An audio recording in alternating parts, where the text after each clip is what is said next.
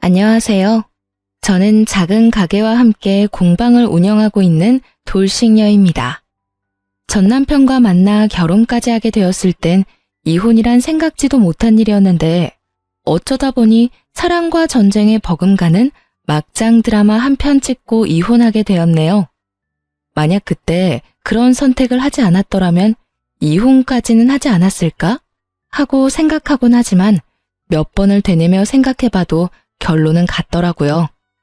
어찌되었든 결국 터질 일은 터졌을 테고 전 이혼을 하게 되었을 것이라고요. 파국과 다름이 없는 이혼을 하게 되었지만 처음 시작은 남들처럼 참 평범했어요. 그저 평범하게 연애를 하고 연애가 길어지자 결혼까지 하게 되었었죠. 시댁은 서울에서 거리가 꽤 있는 시골이었고 친정도 가까운 것은 아니었지만 같은 서울에는 자리하고 있었어요. 그 당시 저희가 살던 집은 제가 처녀 때부터 살던 집이었는데 그 집은 제가 회사 생활 때문에 독립을 할 당시 부모님께서 미리 제 몫으로 주신 제 명의의 집이었어요. 자기야, 우리 신혼집 지금 내가 살고 있는 데서 시작하면 안 될까? 사실 그 집 부모님이 미리 해주신 내 집이거든. 지금 우리가 가진 돈으로 집을 사는 건 힘들 테고 대출이나 전세보단 지금 내가 사는 곳에서 우리 출발하는 게 좋지 않을까 해서. 그런 걸 뭘 그렇게 조심스럽게 이야기해. 나야 그렇게 해준다면 정말 고맙지. 다 좋은데 한 가지 걸리는 게 있어. 응? 뭐가? 무슨 문제 있어? 문제라기보단 사실 우리 부모님은 아직 고시식한 부분이 있어서 집은 남자가 해야 한다는 주의라서. 그렇다고 해서 부모님들이 집을 해주실 능력이 되는 건 아니고 조금 보태주실 테니 어찌되었든 집은 나보고 마련하는 게 맞다고 하셨었거든. 그래야 나도 그렇고 부모님 기도 산다고 말이야. 그래? 그럼 어떻게 하면 좋지? 이렇게 하면 어떨까? 어차피 우리 부모님이 자기 집에 가본 적도 없고 그냥 내가 대출 조금 끼고 마련한 걸로 말씀드리자. 서류 떼서 보여드릴 것도 아니고 말만 잘 맞추면 될 것 같은데. 알겠어. 그럼 내가 우리 부모님께도 잘 말씀드릴게.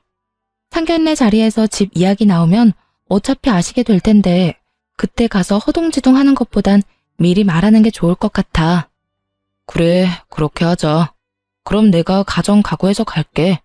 집은 당신이, 혼수는 내가. 깨끗이 써서 다 바꿀 필요는 없고 침대랑 소파, 그리고 식탁만 바꾸면 돼. 그 세 가지는 다 작아서 아마 둘이 쓰긴 불편할 것 같아. 그렇게 저희인 집은 제가 사는 집에서 가구는 최소한으로 바꾸기로 하고 결혼을 진행하게 되었어요. 부모님과 미리 말을 잘 맞춰둔 덕분에 상견례도 잘 지나갔고 누구 하나 찌푸린 일 없이 새로운 시작을 하게 되었죠. 신혼생활은 생각보다 더 행복했어요. 그 미묘한 설렘 속에 저희는 연애 때보다 더욱 행복했죠. 조금의 다툼도 얼굴을 붉히는 일도 없이 10년은 함께 산 사람처럼 집안일은 물론 주고받는 대화도 잘 통했어요. 온종일 남편과 붙어 지낼 수 있는 주말이 기다려질 정도로 좋았던 날들은 어느 날 갑자기 찾아온 객식으로 인해 무너져 내렸습니다. 일요일 오후 점심을 일찍 먹은 터라 조금 출출했던 저희는 저녁이라고 하기엔 이르긴 하지만 조금 많이 일찍 저녁을 먹고 거실에서 함께 시간을 보내고 있었어요. 그렇게 이런저런 시시콜콜한 이야기를 나누며 시간을 보내고 있는데 시모에게서 전화가 오더라고요. 네, 어머님. 그래, 아가. 잘 지내지? 네, 잘 지내고 있어요. 어머님도 잘 지내고 계시죠? 혹시 무슨 일 있으세요? 일까지는 아니고 좋은 소식이 있어서 전화했어. 글쎄, 우리 막둥이가 서울에 취업을 다 했지 뭐야. 어머, 그게 정말이에요? 여보, 아가씨 서울에 취업했대. 저는 기쁜 소식을 남편에게 전했고 남편은 그 자리에서 일어나 어깨춤을 덩실덩실 추며 시누이를 기특해하고 있더군요. 너무 잘 됐네요, 정말. 그러니까 말이다. 얼마나 기특한지. 그래서 하는 말인데 한동안 우리 유민이 너희 집에서 신세 좀 져야겠어. 내일 당장 출근해야 할 집을 못 구했지 뭐니. 통보하듯 말하는 시모의 말에 기쁨도 잠시 저는 멍해졌어요. 멍한 머리에 저는 말을 얼버무렸고 제가 바보처럼 말을 옹알이는 사이 시모는 할 말을 끝내고 전화를 끊어버렸습니다. 아까 기차 탔으니 아마 6시쯤 도착할 거야. 정확한 시간은 유민이랑 연락해서 물어보고 기차역으로 좀 데리러 가주렴. 그럼 한동안 우리 막둥이 좀 부탁하마. 이렇게 끊겨버린 전화에 전 어안이 벙벙했고 옆에서 통화 내용을 들은 남편은 눈치도 없이 신나서 시누이에게 전화를 걸어 통화를 하고 있더라고요. 남편은 7살 차이가 나는 여동생이 취업을 했다는 사실이 대견하기도 하고 그런 대견한 동생과 한동안 함께 지낼 수 있다는 사실이 많이도 신나 보이더군요. 저만 빼고 모두가 행복한 그 상황에서 제가 할 수 있는 말이 없더군요. 객식구는 절대로 죽어도 싫다고 할 수도 없는 노릇이고 그렇다고 두 눈 꼭 감고 쉽게 시누이를 데리고 살기엔 제 마음이 내키지 않았으니까요. 그런 저의 마음을 그제야 알아차린 남편은 티나게 저의 눈치를 살피며 이렇게 말하더라고요. 여보, 당신 불편한 거 잘 아는데 한동안만 유민이 우리 집에서 좀 지내게 해주면 안 될까? 당신도 알다시피 유민이가 아직 어리기도 하고 혼자 숙박업소나 찜질방 같은 데 재우기엔 내가 마음이 편치 않을 것 같아서 그래. 그렇다고 해서 덜컥 아무 집이나 계약해서 들여보내는 것도 좀 그렇고. 당신이 이해만 해준다면 한동안 데리고 있으면서 괜찮은 집 알아봤으면 좋겠어. 이렇듯 간곡하게 부탁해오는데 싫다 안 된다는 말이 나오지 않더라고요. 그래서 전 알겠다고 했고 남편은 저에게 거듭 고맙고 미안하다고 외치며 시누이를 데리러 나가더군요. 사실 이렇게 갑자기 그것도 통보식으로 맡게 된 시누이가 탐탁지 않았지만 남편의 입장과 생각이 이해가 되기도 했고 또 무엇보다 한평생 붙어 살 것도 아니고 혼자 지낼 곳이 구해지면 나간다고 하니 그때까지는 참아보자고 제 생각을 정리했어요. 그렇게 시누이를 웃으며 맞이할 만큼 마음 정리를 끝내고 아직 앳된 얼굴의 시누이가 눈을 초롱이며 남편과 함께 집으로 들어오더군요. 아가씨 왔어요? 피곤하죠? 아니에요. 오빠가 데리러 와줘서 편하게 왔어요. 언니, 저 받아주셔서 감사해요. 회사에서 급하게 연락을 주는 바람에 어디서 지내야 하나 고민이 많았는데 언니가 받아줘서 길거리 신세는 면했네요. 아니에요. 집 구할 때까진 오빠 집에서 편히 지내요. 이렇게 시작된 시누이와의 생활. 처음엔 꽤 괜찮았어요. 손이 많이 갈 거라는 제 예상과는 달리 시누이는 자기 일은 자기가 알아서 척척 하더라고요. 자기 빨래는 자기 방에 모아뒀다가 스스로 했고 방도 꽤 깔끔하게 쓰더라고요. 그것뿐 아니라 본인이 먹은 그릇은 본인이 치우고 시간이 되는 날엔 누가 시키지 않아도 설거지도 해놓더라고요. 그렇다고 해서 불편하지 않은 건 아니었어요. 한평생 함께 산 식구도 때론 불편할 때가 있는데 하물며 시누이가 편할 리가요. 그렇게 본인의 몫은 스스로 하는 시누이가 기특하기도 기특한 시누이가 불편하기도 한 그런 상황이 이어졌고 금방이라도 끝이 날 것만 같던 그 생활은 6개월째 이어지고 있었죠. 처음 몇 개월은 주말마다 집을 알아보러 간다고 남편과 나가 밤에나 들어오던 시누이는 어느 날부턴 나가지도 않고 집에서 쉬기 시작하더군요. 힘든 회사 생활에 주말마다 나가 돌아다녔으니 아무렴 피곤했겠거니 하고 이해하려고 했는데 시누이는 이런 저의 이해를 다른 식으로 해석했는지 친구를 만난다고 나가선 술에 잔뜩 취한 채로 새벽에 들어오는 일이 잦아지더라고요. 그런 시누이에게 호되게 한 소리 해야 할 남편은 아침마다 동생에게 해장국을 끓여 먹이기 바빴고 전 그야말로 어이없는 날들을 지내게 되었어요. 자신의 몫은 스스로 하던 시누이는 집을 어지럽히는 사람으로 변해 있었고 빨래통엔 생리가 샌 옷부터 해서 양말마저도 뒤집어 던져놓는데 정말 참을 수 없는 분노가 느껴지더군요. 다들 아시잖아요. 고작 그 뒤집힌 양말이 얼마나 열받는지를요. 하여튼 전 언제 어떻게 말을 꺼내야 하나 고민이 많아졌고 적당한 타이밍을 노리던 어느 날이었어요. 어김없이 친구를 만나러 간다며 나간 신우이는 새벽이 되어서야 술이 잔뜩 취해서야 집으로 돌아왔고 현관 비밀번호조차 누르지 못해 집 앞이 소란스럽더라고요. 저는 신경질적으로 잠에서 깼고 남편 역시 잠에서 깨 익숙하다는 듯 일어나 현관문을 열어주더군요. 다른 날은 방에서 나가지도 않았던 저였는데 그날만큼은 술을 마셨든 술독에 빠졌든지 간에 한 소리 해야겠다는 생각으로 남편을 뒤따랐고 현관엔 신우이와 함께 한 남자가 서 있었어요. 낯선 남자의 등장에 저도 저지만 남편도 많이 당황한 듯했고 그런 저희의 당황스러움보다 더 당황스러운 건 그 남자의 정체였어요. 야, 박유민, 너 진짜... 이 남자는 누구야? 아, 안녕하세요. 저는 이 여자하고 아는 사이인데요. 오늘 잘 데가 없다고 했더니 하루 재워준다고 해서 왔습니다. 술을 얼마나 마신 것인지 잔뜩 취한 남자는 혀가 다 꼬인 말투로 무작정 집으로 들어오려고 하고 있었고 남편은 그런 남자를 저지하며 아무 말도 하지 않는 신우이를 향해 묻더군요. 박유민, 대답해봐. 이 남자 누구냐고. 누군데 우리 집에서 재워준다고 데리고 왔어? 아, 그게 오늘 클럽 갔었는데 거기서 만난 남자야. 잘 곳이 없다는데 너무 불쌍하잖아. 그래서 데리고 왔어. 나 잘했지? 대환장 파티. 그 새벽 현관문에선 말 그대로 대환장 파티가 열리고 있었고 그 지끈거리는 머리를 부여잡는 것 말곤 할 수 있는 일이 없더군요. 남편 역시 이번엔 화가 단단히 났는지 신우이의 말에 아무런 대꾸도 하지 않고 남자의 휴대전화를 빼앗아 남자 부모님께 전화를 걸었어요. 전화를 건 남편은 집 주소를 물어 택시를 태워 보내버렸고 신우이는 왜 보내냐며 고성을 질러대다 지쳐 쓰러져 잠이 들어버렸죠. 남편은 소파에 앉아 고개를 숙인 채 긴 한숨을 쉬고 있었고 전 그런 남편에게 다가가 저의 뜻을 전했어요. 여보, 이건 아니야.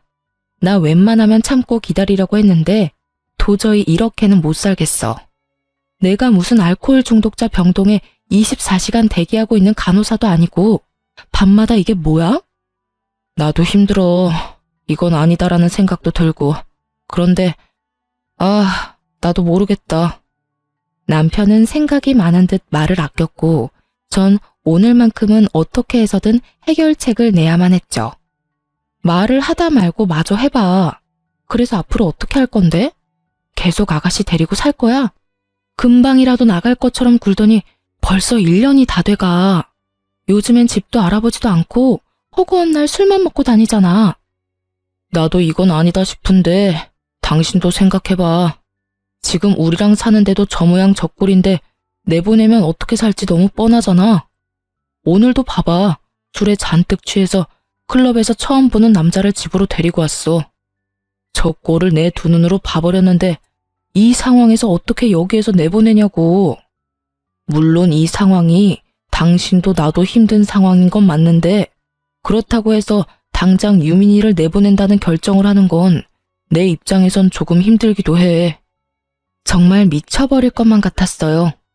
남편의 말이 이해가 되지 않으면 그런 게 어딨냐며 당장 내쫓으라고 말이라도 하겠는데 그럴 수도 없게 또 남편의 입장이 이해가 되어버렸거든요. 만약 저에게 동생이 있고 제 동생이 저 모양 저 꼴로 지낸다면 저 역시 내쫓을 순 없다는 생각마저 들었으니까요. 그렇게 전 아무 말도 할 수가 없었고 적막한 거실엔 남편과 저의 한숨소리만이 가득했죠. 이것도 저것도 정답이 될 수 없는 상황에서 속절없이 시간만 흘러가고 있었고 이내 남편이 큰 결심을 했는지 저의 손을 잡고 이렇게 말하더군요. 여보, 이런 부탁 정말 염치 없는 거 아는데 조금만 더 기다려주면 안 될까? 내가 앞으론 유민이한테 오냐 오냐 안 하고 제대로 교육할게. 청소, 빨래 이런 건 물론이고 밤 늦게까지 다니는 거랑 술 마시고 다니는 거 등등. 당신이 일절 신경 안 쓰게 내가 한 소리 제대로 할 테니까 조금만 더 데리고 있자. 적어도 자기 앞가림은 자기가 할 수 있을 때 내보내야 나뿐만 아니라 당신도 마음 편하지 않을까? 이렇게까지 부탁하는데 어쩔 도리가 없더라고요. 알겠어. 대신 앞으론 다신 이런 일은 없도록 해야 해. 다시 한번 이건 아니다 싶은 일 생기면 당신이 무슨 말을 해도 난 내보낼 거야. 정 안 되면 다시 시골로 내려보내는 한이 있어도 우리 집에서 망나니 짓 하는 꼴은 못 보니까 그런 줄 알아. 그럼 알겠어. 고마워 여보. 내가 정말 이번엔 유민이 정신 차릴 수 있도록 제대로 할게. 남편은 호언장담이란 걸 했고 그날 아침 그 말에 대한 자신의 의지를 보여주기라도 하듯 단호한 태도로 신우이를 대하기 시작했어요. 아, 속이야. 오빠, 나 아침부터 먹어야겠어. 속이 너무 안 좋아. 해장국 있지? 없어. 밥도 없으니까 해장이 필요하면 네 손으로 차려 먹어. 당연히 아침에 대령했던 해장국도 다정하게 괜찮냐고 물어오던 오빠의 미소도 더는 없자 신우이는 그제서야 상황의 심각성을 인지했고 급하게 눈치를 살피기 시작하더군요. 그런 신우이를 남편은 저의 앞에 무릎을 꿇려 앉혔고 무서운 얼굴을 한 남편은 눈물을 글썽이는 신우이에게 호통을 치기 시작했어요. 박유민, 네가 제정신이야? 어떻게 클럽에서 처음 만난 남자를 집으로 데리고 와? 넌 세상이 그렇게 만만해? 어떻게 그 나이 먹고 남자 무서운 줄을 몰라? 그러다 너 이상한 놈 만나서 잘못되기라도 하면 네 인생은 어쩌려고 그렇게 생각 없이 구냐고. 잘못했어, 오빠. 내가 어제는 술을 너무 많이 마셔서 정신이 나갔었나 봐. 그걸 변명이라고 해? 그러게 술을 왜 그런 식으로 먹고 다녀? 내가 정말 너 때문에 네 언니 볼 낯이 없어. 다 큰 여자애가 툭 하면 나가서 고주망태가 돼서 돌아오니 내가 무슨 낯으로 네 언니를 봐? 그것뿐이야? 너 왜 요즘은 집안일 하나도 안 해? 네가 입고 먹고 쓰는 건 네가 다 치워야지. 왜 그런 기본적인 것도 안 하냐고. 너 자꾸 오빠 실망하게 할 거야? 너 정말 기본도 모르는 그런 애였어. 아, 아니야. 언니도 편해지고 회사 생활도 피곤하고 이리저리 스트레스 받다 보니까 나도 모르게 집에 와서 편하게 지냈어. 미안해. 언니 죄송해요. 제가 조심할게요. 앞으로 너 내가 지켜볼 거야. 한 번만 더 이런 식으로 행동하면 회사고 뭐고 당장 부모님께 연락해서 질질 시골로 끌려가게 만들 테니까 그런 줄 알고 알아서 잘해. 알겠어? 응. 정말 앞으로 정신 차리고 잘할게. 정말이야. 신우이는 눈물을 흘리며 다짐 또 다짐했고 그날 이후 점점 나아지는 행동을 보이더군요. 그렇게 또 2달가량이 지나고 저는 여느 날과 다름없이 제가 운영하는 공방으로 출근을 하고 있었어요. 저는 반지를 만드는 공방을 운영하고 있었는데 100% 예약제로 운영 중이던 터라 그날은 10시쯤 공방으로 향했죠.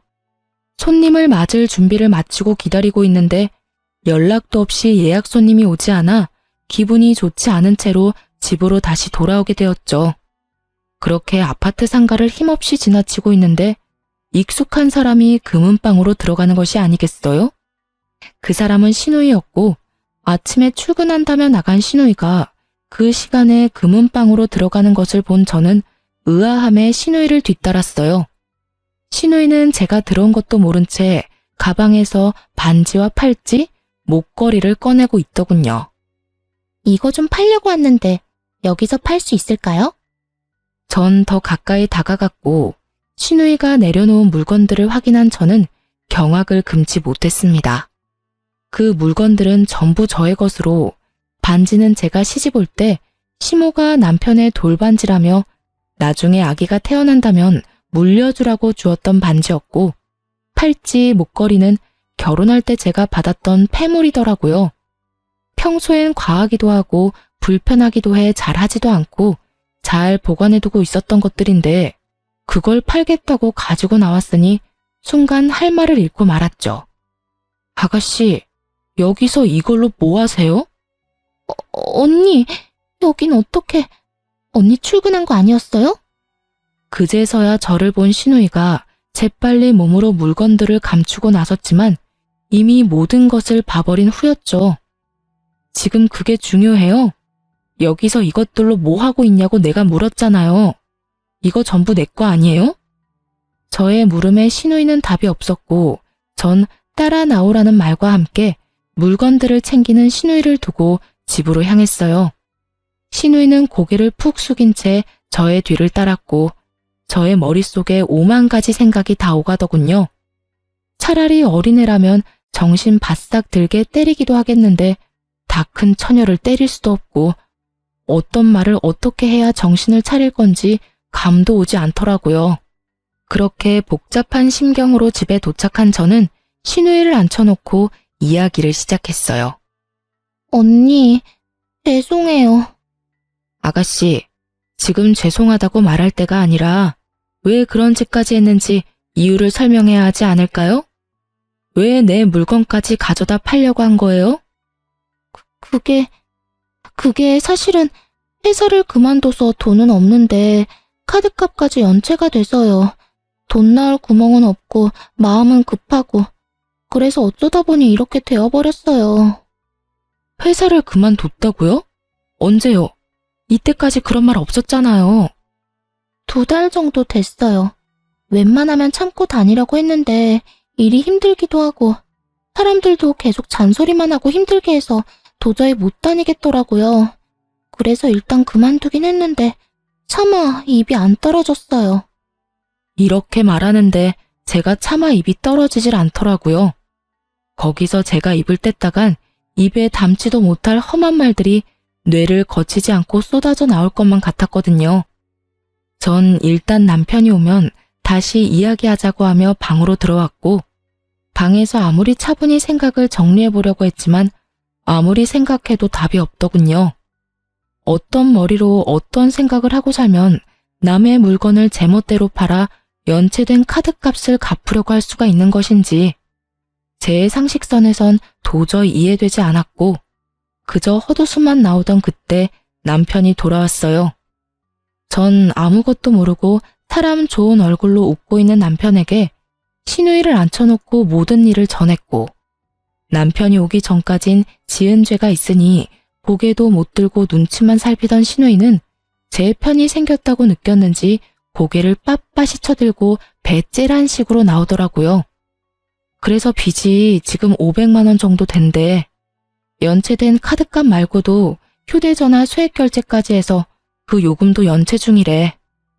그래서 뭘 어쩌라고요. 그래, 내가 언니 방 뒤져서 그것들 좀 팔려고 가지고 나갔어. 그런데 뭐? 그게 무슨 죄라도 돼? 너 지금 그걸 말이라고 해? 그거 엄연한 범죄야. 범죄라고. 그게 왜 범죄야?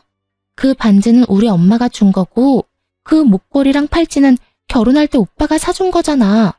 그러면 엄연히 우리 집 거지. 우리 집 물건, 우리 집 딸인 내가 좀 가져가서 팔겠다는데 그게 왜 범죄냐고. 언니도 말 좀 해봐요. 그게 왜 언니 거예요? 그건 우리 집 돈으로 샀으니 내 것도 된다고요. 내 말이 틀렸어요? 신우이는 오히려 화를 내며 저에게까지 따지고 들었고 전 그 정신 나간 신우이에게 정확한 사실을 집어주었어요. 아가씨, 그건 아가씨 집 물건이 아니라 엄연히 제 물건이에요. 반지, 목걸이, 팔찌, 그 모든 걸 어머님이 주셨든 오빠가 줬든지 간에 그 사람들이 저한테 줬으니 이제 제 물건이라고요. 그런 제 물건을 아가씨는 허락도 없이 가지고 가 팔려고 했고 그건 엄연히 범죄이자 제가 경찰에 신고하면 잡혀갈 일이에요. 알겠어요? 제 말이 끝나자 신우이는 흥분하며 폐물을 저에게 냅다 던져버렸고 전 그런 신우이에게 참았던 화를 분출해냈어요. 이게 뭐 하는 짓이에요 도대체? 잘못했다고 빌어도 모자랄 판국에 이게 뭐 하는 행동이냐고요? 저는 소리를 질러버렸고 신우이는 눈 하나 깜빡하지 않고 이렇게 말하더군요. 내가 더럽고 치사해서 돌려준 건데 왜요? 다 언니 거라면서요. 그래서 다 돌려준 거예요. 아가씨, 정말 이딴 식으로 나올 거예요? 내가 뭐요? 내가 뭘 어쩐다고 저런데? 돌려줘도 난리네 정말. 다 됐고. 오빠, 나 500만 원만 줘. 아니, 빌려줘. 내가 취업해서 갚을게. 어쩌면 사람이 저리도 뻔뻔할 수가 있는지. 돈 500만 원이 옆집 개 이름이라도 되는 양, 신우이는 아무렇지 않게 남편에게 500만 원을 요구했고, 돈 관리는 모두 제가 하고 있던 터라 남편은 대답도 하지 못한 채 제 눈치를 살펴댔죠. 이걸 어쩌죠? 아가씨, 오빠 돈 없어요. 돈 관리는 다 내가 하거든요. 뭐라고요? 그게 정말이야? 오빠, 정말 돈 없어? 네, 정말 오빠는 돈 없어요. 오빠는 정말 돈이 없고 난 돈을 빌려줄 생각이 없는데 어쩌나요? 그 돈 안 갚으면 휴대전화는 끊기고 신불자까지 될 텐데요. 정 돈이 필요하면 시골에 계시는 부모님께 연락해서 달라고 해요. 딸이 신불자 되게 생겼다는데 돈 500만 원 못 해주겠어요? 전 단호했고 신우이는 이게 아닌데 라는 표정을 지으며 남편을 바라보더군요. 남편도 상황이 이렇게 되자 안 되겠다 싶었는지 저를 설득하기 시작했고요. 여보, 그러지 말고 돈 우리가 해주자, 응? 갚는다잖아. 남편의 말이 끝나자마자 전 남편을 쏘아보았고 남편은 깨갱거리며 저의 눈을 피하더군요. 일단 500만 원은 내가 해줄게요. 그 대신 달마다 무조건 갚아요. 알바하든 뭘 하든 일정 금액씩 무조건 갚아나가고 당장 짐 싸서 시골로 내려가요. 언니, 시골로 내려가라뇨. 내가 시골 가서 무슨 일을 한다고 시골로 가요? 그건 내가 알 바가 아니죠. 가서 편의점 알바를 하든 시골 장터에서 나무를 팔든 그건 알아서 해서 돈 갚아요. 그리고 어차피 이제 서울에 있을 필요도 없잖아요.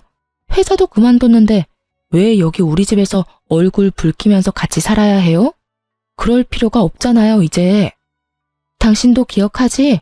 또다시 이런 불미스러운 일이 있으면 당장 시골로 내려보낸다고 했던 말. 이제 지켜. 난 이제 더는 아가씨랑 같이 못 살아. 당신이 시골에 전화 못하겠으면 내가 할게. 어떻게 할래? 당신이 전화할래? 내가 할까? 제 말에 남편은 자신이 전화를 하겠다고 했고 신우이 역시 서울 생활보다 돈이 더 급했던 터라 알겠다고 하며 짐을 챙기더군요.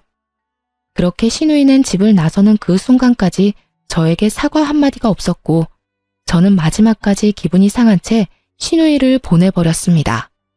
신우이가 집을 나가고 다시 평화가 찾아와야 할 저희 집엔 다른 문제가 생겨나기 시작했어요. 그것은 다름 아닌 귀가 시간이었어요. 어느 날부터 야근이 많아진다 싶더니 그 시간마저 점점 늦어지기 시작하더군요.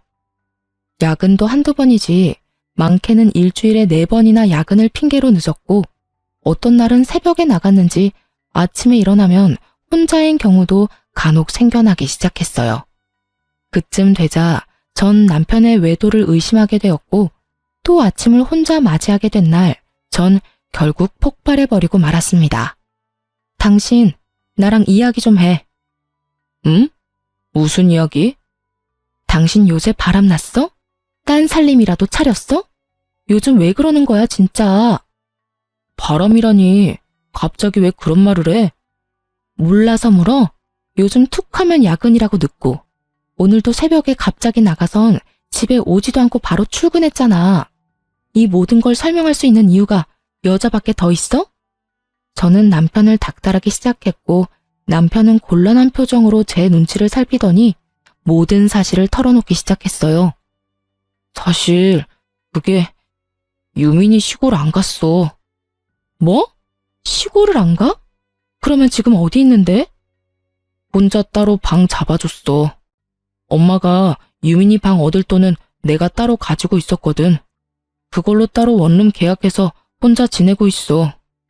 알고 보니 시골을 내려가기로 했던 신우이는 남편을 질리게 설득했고 그 설득에 홀라당 넘어가 버린 남편은 지난 1년이 넘는 시간 동안에도 구하지 못했던 원룸을 단 하루 만에 구해주었던 것이었죠.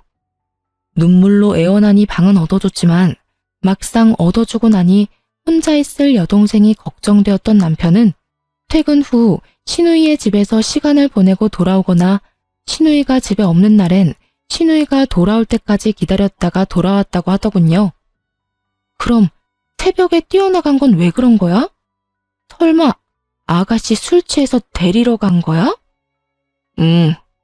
술이 잔뜩 취한 채로 전화가 와서 어쩔 수 없이 데려다주고 바로 출근하곤 했어. 미안해 여보.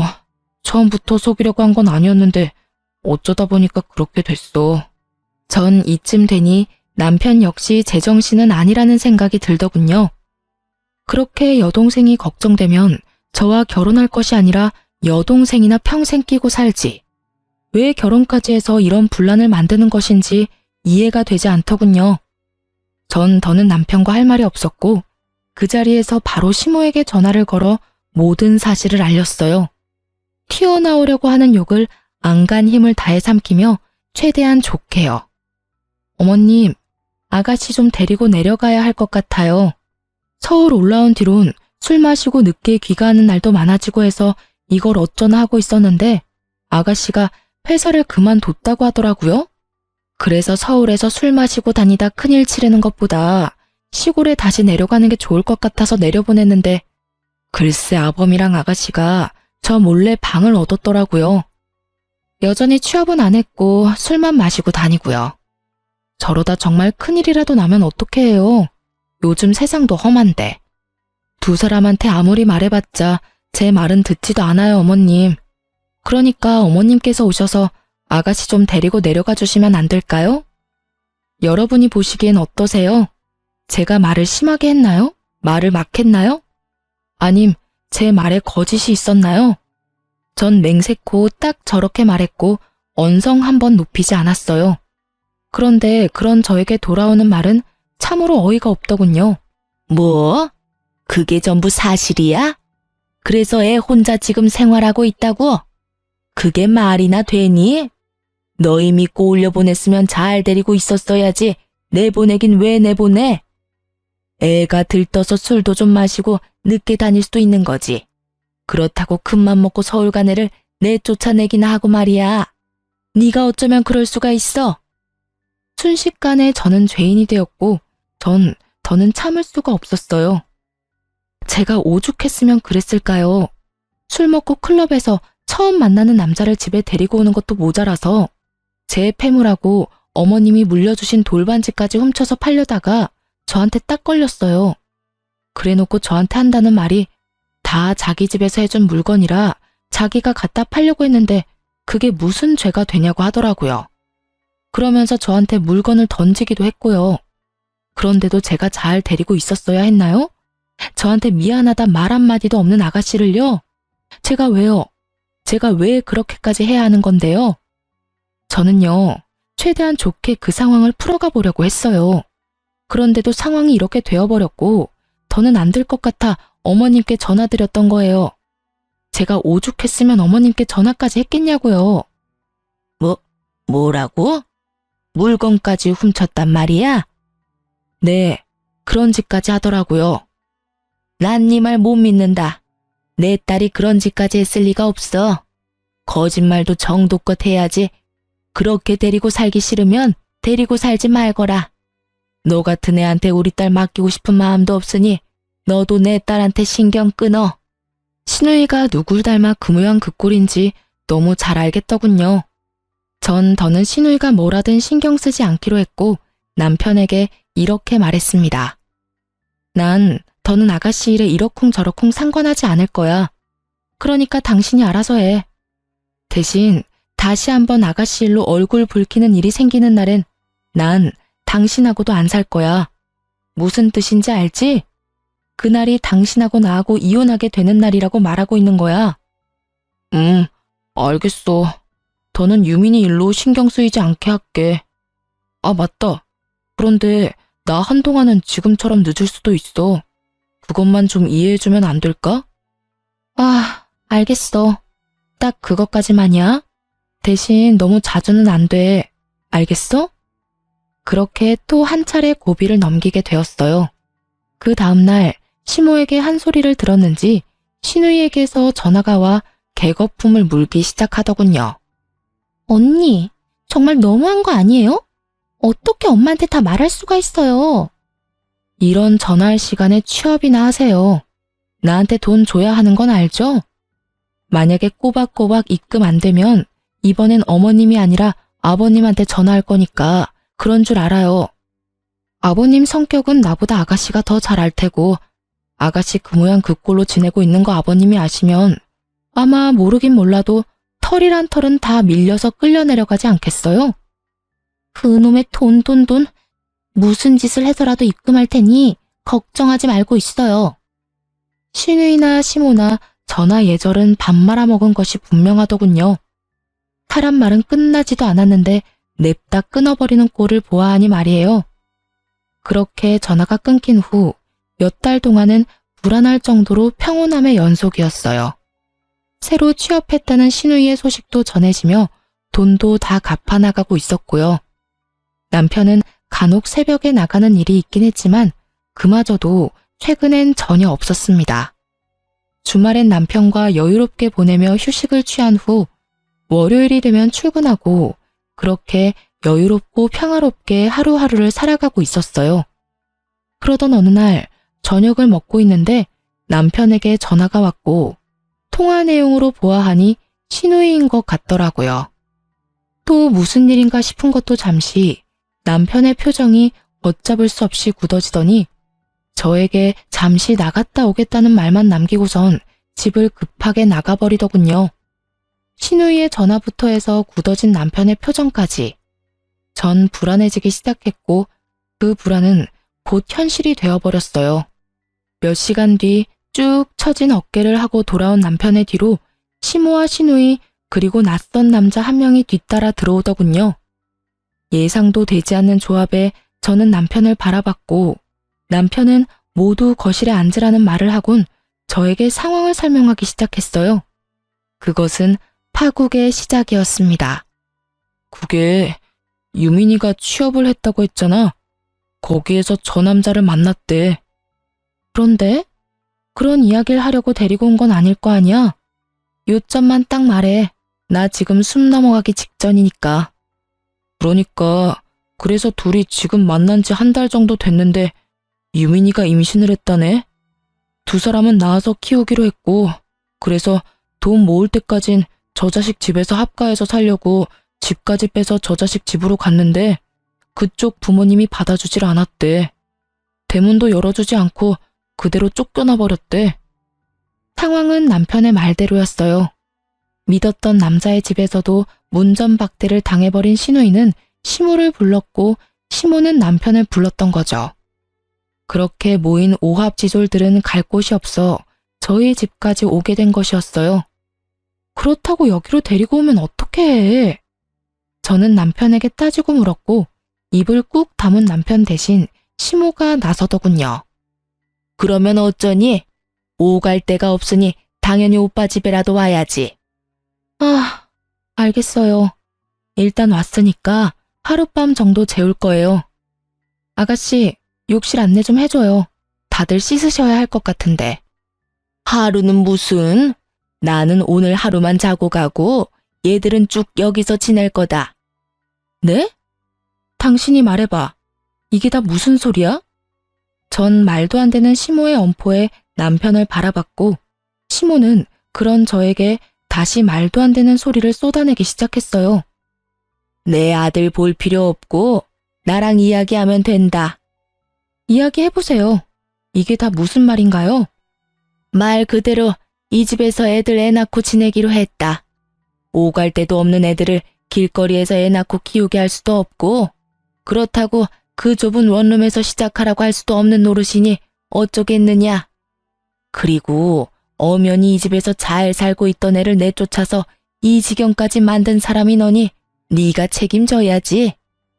어머님, 전 분명히 어머님께 아가씨 데리고 내려가라고 전화까지 드렸고 그런 제 말을 무시한 건 어머님이었어요. 그런데 이제 와서 저보고 책임지라뇨? 전 절대 그럴 생각 없어요. 네가 싫으면 어쩔 거니? 내 아들 집에서 내 딸이 애 낳고 살겠다는데? 이 무슨 미친 논리인지 모르겠더군요. 이 미친 상황 속에서도 남편은 아무 말도 하지 않고 제 눈치만 살피고 있었고 전 눈에 뵈는 것이 없어졌어요. 어머님, 이 집이요. 제가 친정 부모님께 물려받은 제 집이에요. 그러니까 이상한 논리 펼치지 말고 당장 다 데리고 나가주세요. 이게 다 무슨 말이니? 얘 말이 다 사실이야? 시모의 물음에 남편은 모든 사실을 설명했고 사실을 전해 들은 시모는 당황하는 듯 하더니 이내 또 이상한 논리를 펼치기 시작하더군요. 너희 가족 아니니? 이럴 때일수록 서로 돕고 살아야지. 부부는 일심동체이고 그러면 네 명의가 곧 남편의 명의이기도 하지 않겠니? 그러니 좀 데리고 살아라. 그저 헛웃음이 나더군요. 이 무슨 거지 같은 말과 거지 같은 상황인 건지. 전 그제야 모든 상황이 명확해졌고 제 살 길은 이혼뿐이라는 생각이 들었어요. 당신 기억하지? 또다시 이런 일로 얼굴 붉히는 일 있으면 그날이 우리 이혼하는 날이라고 했던 거. 저의 말에 남편은 여전히 고개를 숙인 채 아무 말도 없었고 전 그런 남편의 꼴도 보기 싫어졌어요. 아, 그래. 네가 무슨 말을 할 수가 있겠어. 그냥 우리 이혼하자. 내가 너무 참았어. 진작 이혼했으면 이 땅 꼴까지 보지 않았어도 되는 건데. 다 들었죠? 이제 남남이니까 군말하지 말고 어머님 아들까지 데리고 당장 이 집에서 나가주세요. 전 이혼과 동시에 시모에게 이렇게 말해버렸고 이런 저의 말에 시모는 노발대발하며 욕까지 하기 시작했어요.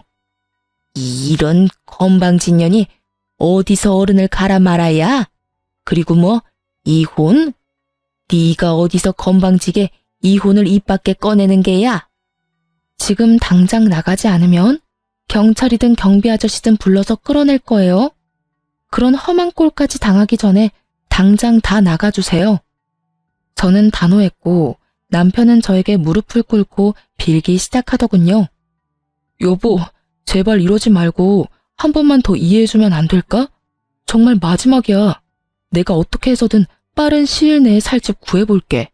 그때까지만 데리고 살자, 응? 이혼하자는 말 못 들었어? 이혼해. 그냥 하는 말 아니고 진심이야. 저의 눈빛을 본 남편은 그제야 상황의 심각성을 깨달았는지 서둘러 시모와 시누이 그리고 남자까지 다 집에서 내보내버리더군요. 그리곤 제 눈치를 살피며 슬금슬금 다가오고 있더군요.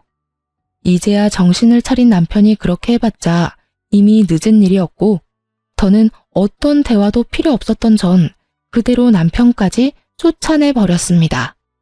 그렇게 이혼을 결심하게 된 저는 다음날 바로 변호사를 선임해 이혼 소송을 준비했고 남편은 끝까지 이혼은 할 수 없다고 하며 버티다 결국 이혼을 당하게 되었죠. 저는 남편뿐 아니라 저의 단란했던 가정을 파국으로 이끌고 간 시댁 식구들에게도 위자료를 청구했고 결과는 저의 완판승으로 끝이 났습니다. 이혼 소송은 과정이 길었고 그 과정에서 어쩔 수 없이 전 남편과 마주치는 일이 있었는데 그때 이야기를 들어보니 전 시누이를 임신시켰던 남자는 도저히 애를 낳고 키울 자신이 없다며 헤어지자는 말과 함께 회사도 그만두고 잠적하였다고 하더군요. 전 시누이는 애는 절대로 질 수 없다고 우기고 있는 상황이라고 하고요. 상황이 그렇게 되자 전 시부도 모든 사실을 알게 되었고 시부는 딸과의 연을 끊어버림과 동시에 상황이 그렇게까지 될 때까지 모든 상황을 방관한 전 시모까지 모조리 집에서 내쫓아 버렸다고 했어요. 쫓겨난 전 시모는 동생 집에서 지내고 있다고 하고요. 그렇게 전 남편은 꼼짝없이 이혼까지 하고 전 신우와 함께 그의 자식까지 한평생 책임지고 살아야 할 신세가 되어 있었어요. 전 그런 전 남편에게 이렇게 말해주었습니다. 그렇게 동생이라면 껌뻑 죽더니 그 사랑하는 동생하고 그 동생의 자식하고 오래오래 행복하게 뒷바라지하면서 잘 살아. 저의 말에 전 남편은 낙담한 듯 눈을 감아버리더군요. 아마 모르긴 몰라도 밑 빠진 독에 물 붓기 아니겠어요? 전 신우의 돈 씀씀이야 말하면 입 아프고 전 남편은 위자료들을 주느라 빚을 냈을 테니까요. 거기다 지금 사는 집 역시 빚일 테니 한평생 빚내고 빚을 갚고 빚내고 빚 갚는 그 굴레 속에서 벗어나긴 힘들 겁니다. 이혼 후 끊임없이 찾아오는 전남편 때문에 집도 공방도 모두 옮겨버렸어요. 전화번호 역시 바꿔버린 터라 더는 그 인간들과 엮이는 상황은 없어졌네요. 그저 건너 들은 소식으론 전 시누이는 결국 애를 출산했고, 출산하고 난 후 애는 제대로 보지도 않고 여전히 정신 못 차린 망나니로 살고 있다고 해요. 혹시나 엄마가 된다면 변할 수도 있진 않을까 했던 제 예상은 산산이 부서졌고요. 전 남편은 낮에는 일하고 밤에는 애를 보느라 꼴이 말이 아니라고 하고요. 뭐 다 자기가 만든 상황이니 불쌍하지도 않더군요. 전 공방을 운영하며 작은 주얼리숍까지 오픈해 함께 운영 중입니다. 아직 매출이 많은 건 아니지만 온라인 매출이 꾸준하게 상승해주고 있어 요즘엔 일에 더욱 매진하며 지내려고 하고 있어요. 이혼을 하고 난 후 연애 비슷한 것도 한 적이 없지만 언제든 좋은 사람만 있다면 연애까진 할 생각은 있어요. 혼자 살아가기엔 제 인생이 너무 아까우니까요. 이혼 후 부모님의 상심이 크셨는데 제가 충분히 설명해드리니 오히려 잘 됐다고 해주며 앞날을 응원해 주시더라고요. 말씀은 그렇게 하셨어도 속이 말이 아니실 거란 걸 잘 알고 있기에 쉬는 날이나 시간이 여유로운 날이면 부모님과 함께 시간을 보내고 있어요. 그 시간이 저에게도 힐링의 시간이 되기도 하고요. 이로써 저의 사연도 끝이 났네요. 긴 이야기였는데 함께 해주셔서 감사하고요. 다들 행복하세요.